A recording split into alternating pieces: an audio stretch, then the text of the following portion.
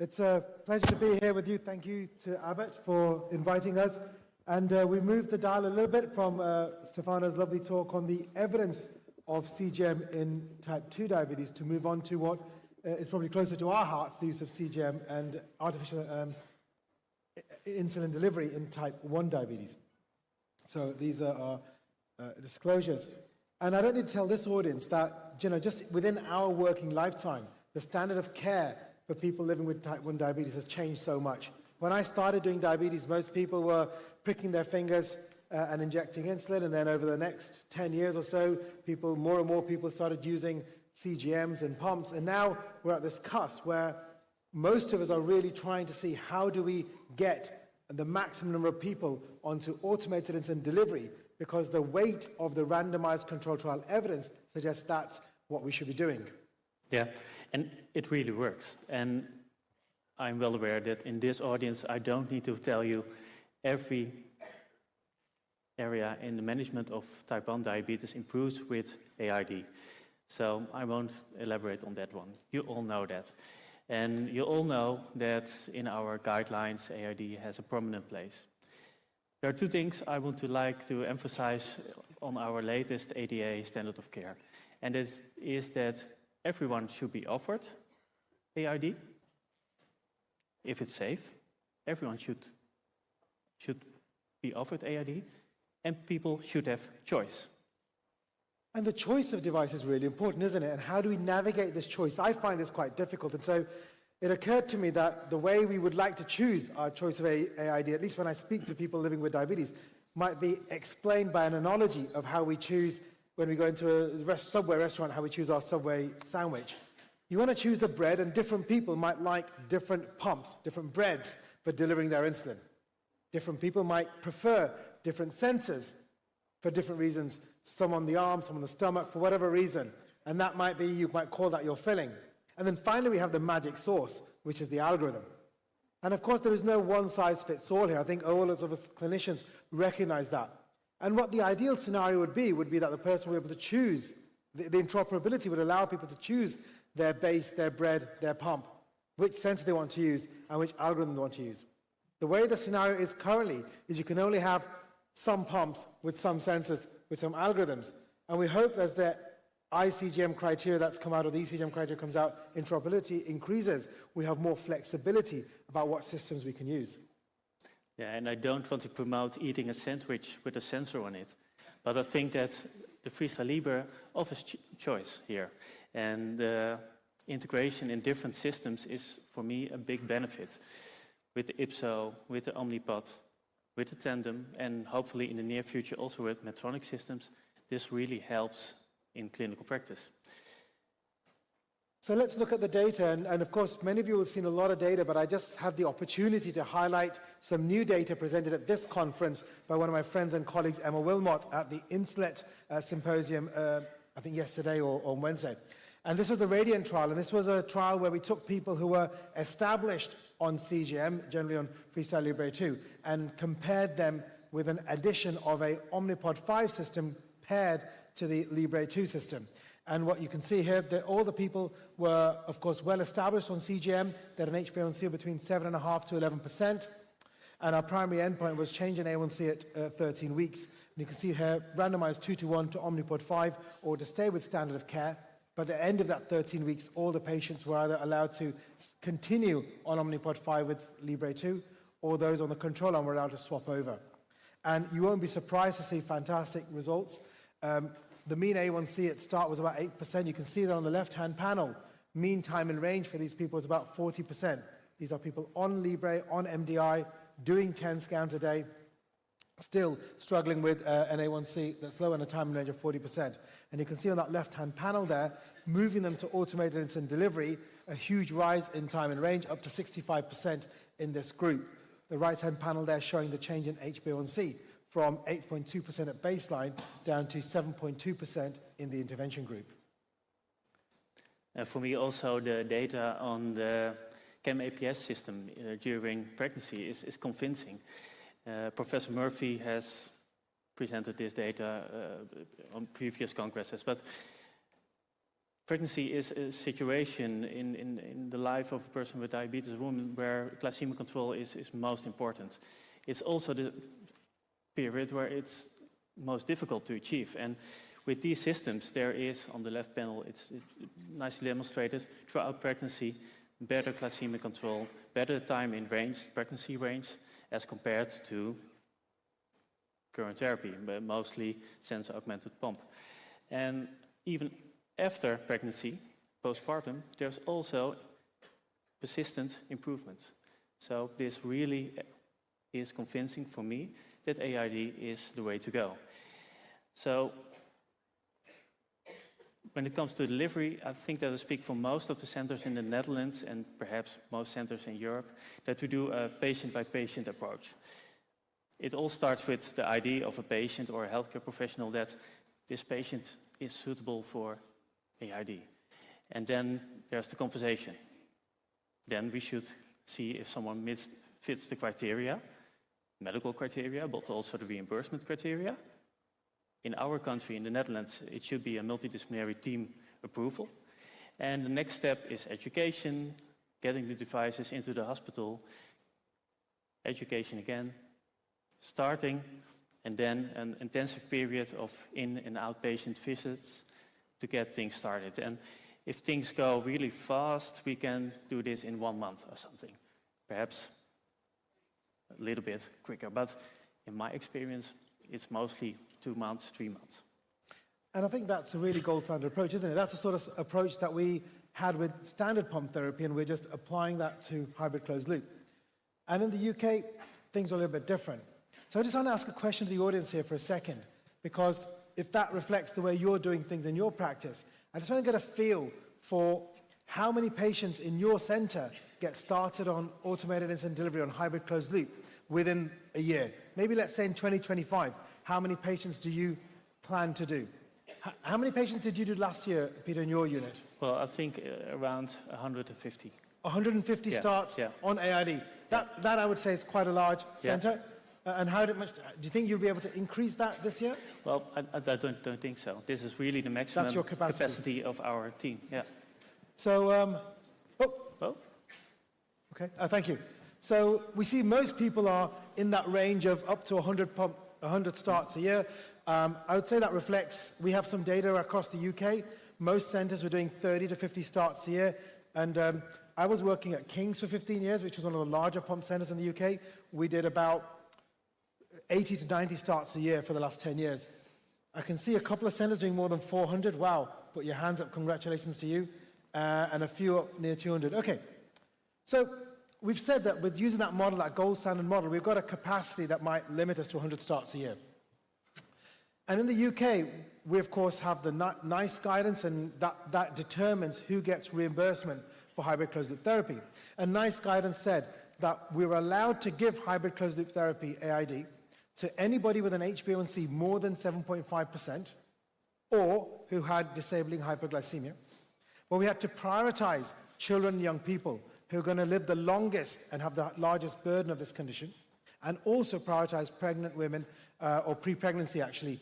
And what was different, I think, in the UK than what's happening in the Netherlands is that this was accompanied by this 5-year implementation plan. And what this was basically saying is, can you do all the people who meet this criteria in 5 years? Now, of course, that creates a lot of challenges. Who do you prioritize? If I've got 100 people to do, which 100 people do I do this year, and the next year, and the next year? And we were given some guidance by the NHS England saying that, prioritize children, young people, and pregnancy. Get those people already on pump therapy swapped over. That's easy to do. That allows you to gain experience quickly on how these systems work. Make sure you consider health inequalities, because we know when CGM got rolled out, there was initially a big gap in health inequalities, people from social deprivation and ethnic minorities. And then as things improved, at the moment now in the UK, Partha Carr has shown these data, we have about 99% coverage with no impact. Once everyone gets it, there is no impact on deprivation or ethnicity. And we had to collect data. And so I'm responsible for type 1 diabetes care in our area, Leicestershire. We have a population of about 1 million people. And there are about, on our registers, on our electronic health records across the whole area, there's about 5,700 people with type 1 diabetes. And we figured if I used the standard model, that was what Peter's doing, we could do 50, 70, 80 a year, and I figured getting 5,000 people done will keep me in a job for a long, long, long, long time. So we had to think something differently. How do we implement this guidance? What can we change? How can we streamline that process, but also make sure we follow that guidance about prioritization of people? And I use this slide on the right because the image that came into my mind was that the way I was doing pump therapy for the last 20 years was a bit like opportunistic infections. If during that consultation with that person, we tried everything we'd done, and we thought, oh, maybe the patient said, can I have a pump, please? And think, oh, yes, you actually meet the guidance. Or I say, do you know, I've tried everything. I've adjusted your carb ratios. I've fiddled with your basal insulin. I've changed your basal insulin. Nothing's worked. Now let's go for pump. That was kind of the way we were doing it. And we needed to do this in the way we rolled out COVID vaccination. And the way it must be the same in your countries. You find the people with the highest vulnerability. We vaccinated those first. Then we worked our way down. And those people who could wait, waited. But we prioritized those people who had the most to lose. And if you apply that thinking to people living with type 1 diabetes, who do I do this year? The burden of this condition on mortality and morbidity is greatest on those people with the highest A1C. So, and I was inspired actually by a friend of mine, Fraser Gibb, who works in Edinburgh. And when Libre came out, so this is about 8, 9 years ago, we were doing CGM starts in small groups of 8 or 10, teaching people about the lag that Chantal, you were talking about, and thinking we have to educate people on how to use this sensor, what the arrows mean, and do everything. But what Fraser did was, he booked the lecture theatre in the medical school for 4 Sundays in a row, ordered a shed load of sensors, did a half-hour slot in a room like this, he tells me. He said, right, everyone, here's your sensor, get it out, stick it on your arm, bye. A bit more than that, but you know, you get the point. These sessions lasted about an hour. And within 3 months, he had dropped his clinic A1C by 0.5%. Within 3 months, he had reduced by half the proportion of patients with an HbA1c over 10%. Now, of course, starting AID is a little bit trickier than just sticking a sensor on. That's one part of the game. So we kind of adapted that and said, let's look at our Freestyle Libre database. Let's find out who's got a time below range of less than 30%. That would equate to an A1C of over 9%. Let's review and discuss AID with those people first. Let's identify those people. Let's see, are they ready for it? Let's make sure they're safe. Let our multidisciplinary team make sure that they're comfortable starting those patients. And within that 5,700, I know there are 1,000 people with an A1C more than 9%. We look at those people, we make sure they're safe, retinopathy, all those other aspects. They want to do it, an important point, as we've discussed, Chantal, before. And then we move to large group starts. We identified those people who still needed that one-on-one gold standard care that Peter was talking about. And we also thought, what can we streamline in terms of the education process? We moved the education to online in the UK, working with Emma Wilmot and others. We've got the Diabetes Technology Network education programs, freely available for anyone. If you Google these, you can find these. And we decided actually with hybrid closed loop, there was data coming out that we didn't need that high level of accurate carb counting you needed with open loop. The closed loop systems can accommodate for that. And we started using very simple snack 30 gram, small meal 60 gram, big meal 90 gram. Most humans can work out as a small meal or a large meal, we found out. We didn't need to, you know, some units were saying get used to using a pump in open loop. We decided no. And we decided actually our initial experience was that people on closed loop were doing so well. 70% of those people were straight away doing fantastically well.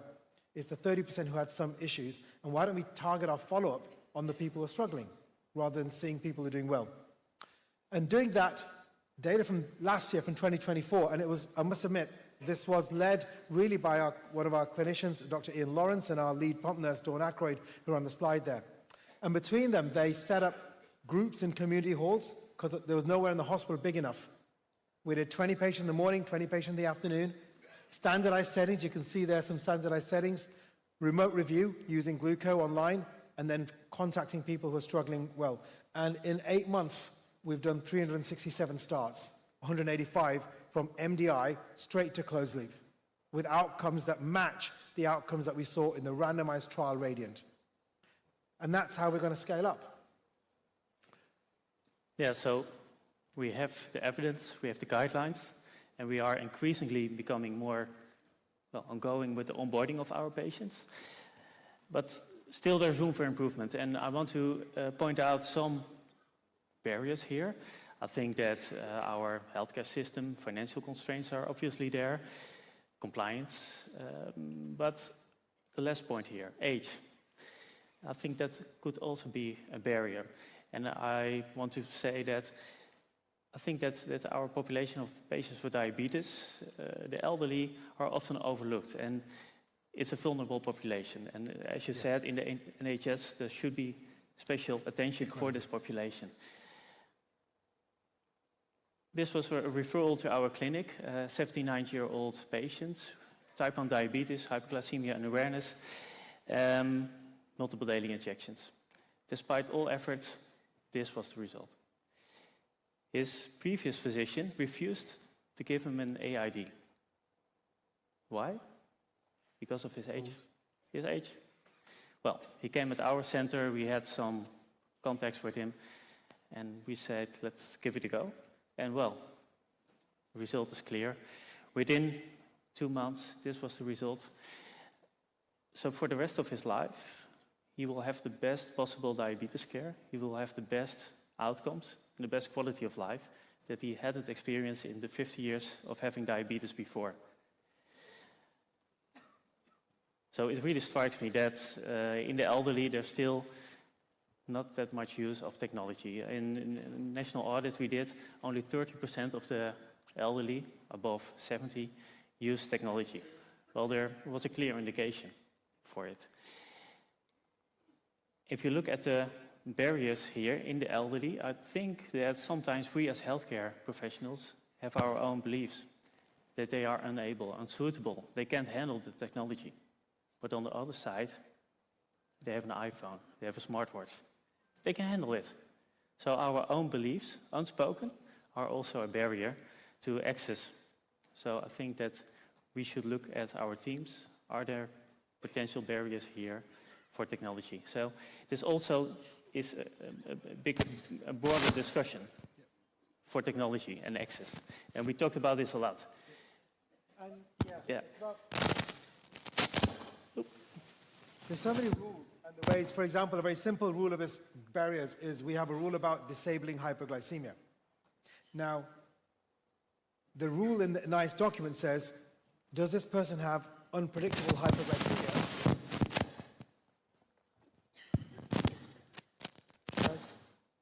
It's your sexy beard.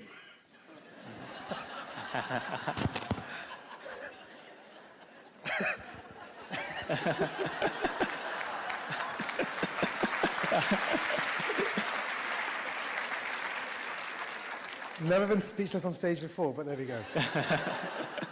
What was I saying? I've completely lost it. Something about your beard, but...